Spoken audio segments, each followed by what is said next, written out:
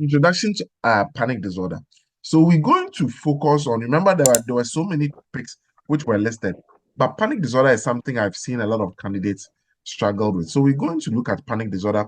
We're going to look at panic attack, look at the differences between panic attack and panic disorder, and then work it out from there. So panic disorder and panic attacks are prevalent issues, all right, in both primary care and psychiatric settings. So if you in Canada, if you are concerned about one psychiatric concern, which is common for which patients present to the doctor, you realize that panic disorders and panic attacks are one of them.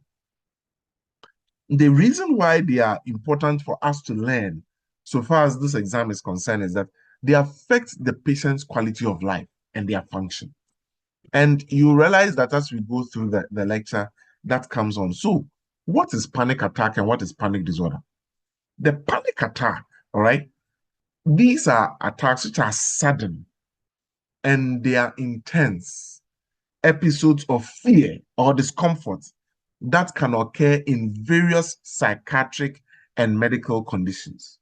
Okay, so it could be that the patient has a medical condition and the patient is so afraid that the patient develops intense episodes of fear.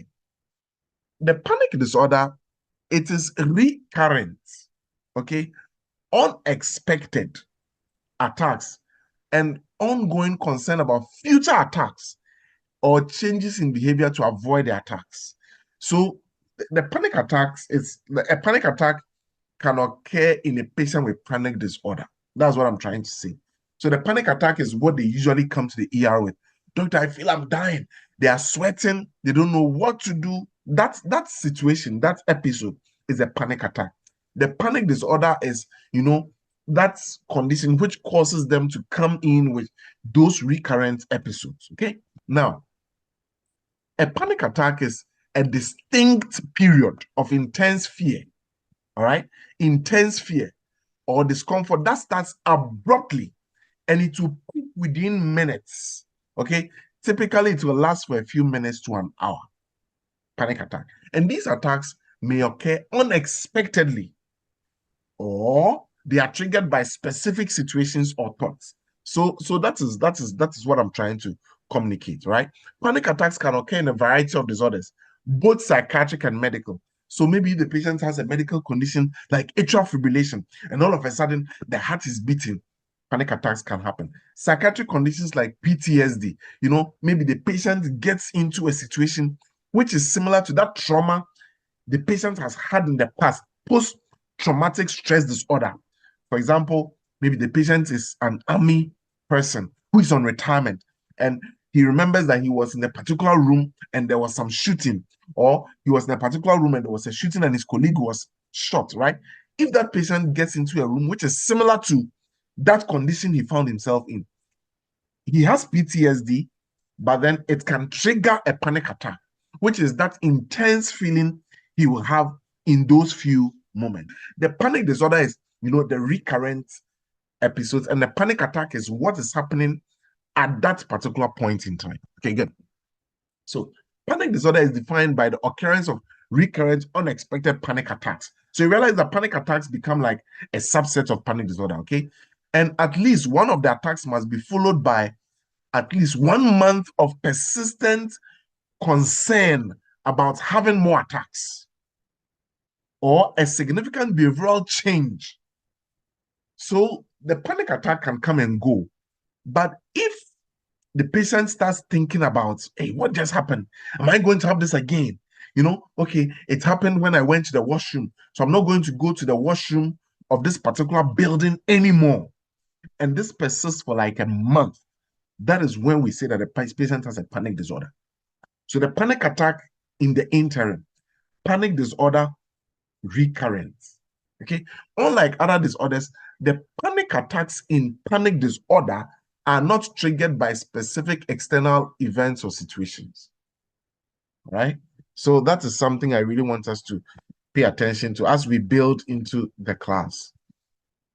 Now, because this is a very important point, which you should know for your MCQs, right?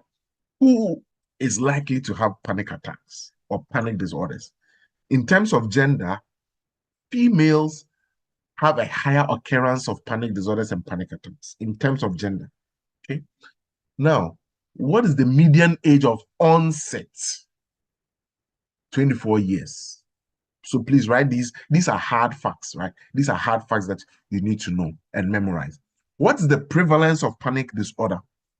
Usually by the age of 60 years, the prevalence decreases.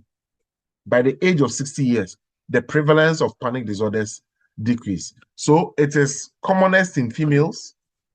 The median age of onset is 24 years, okay? And the prevalence of panic disorder decreases after the age of 60, all right? After the age of 60, it reduces. So let's continue. Panic attacks are more prevalent than panic disorder, with up to 1/3 of individuals experiencing a panic attack at some point in their lives. So remember that it only becomes a panic disorder if it persists for about a month and the patient keeps thinking about it. But for many of us have also had a form of panic disorder in the past, or panic attack, sorry, because you may be in a situation, there's intense fear or whatever, you may be in that situation. However, not everyone who experiences a panic attack develops a panic disorder, okay, which is characterized by recurrent untriggered attacks and persistent worry or behavioral changes. So let's talk about psychiatric disorders, which are comorbid conditions of panic disorders. After we've established what a panic disorder is, after we've established what a panic attack is, now let's look at some psychiatric disorders which are associated with panic disorders. So panic disorder frequently coexists with other psychiatric conditions. And major depression, so that's another thing. Median age of onset is 24 years.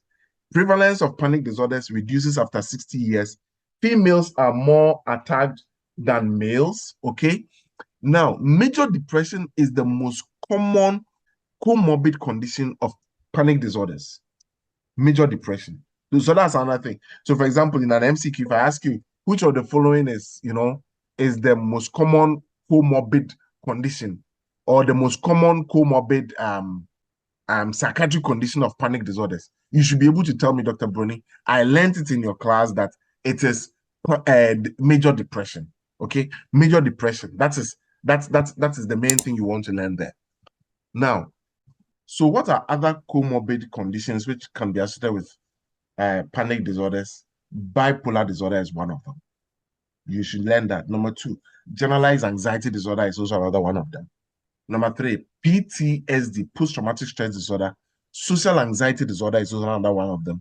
And somatic symptom disorder, as well as substance use disorder. These are all high-yield stuff that you need to know for your Q1 exam, right? So these are psychiatric conditions which can be associated with panic disorders as well. Now, what medical conditions can be associated with panic disorders? Because the objective was telling us that we must know.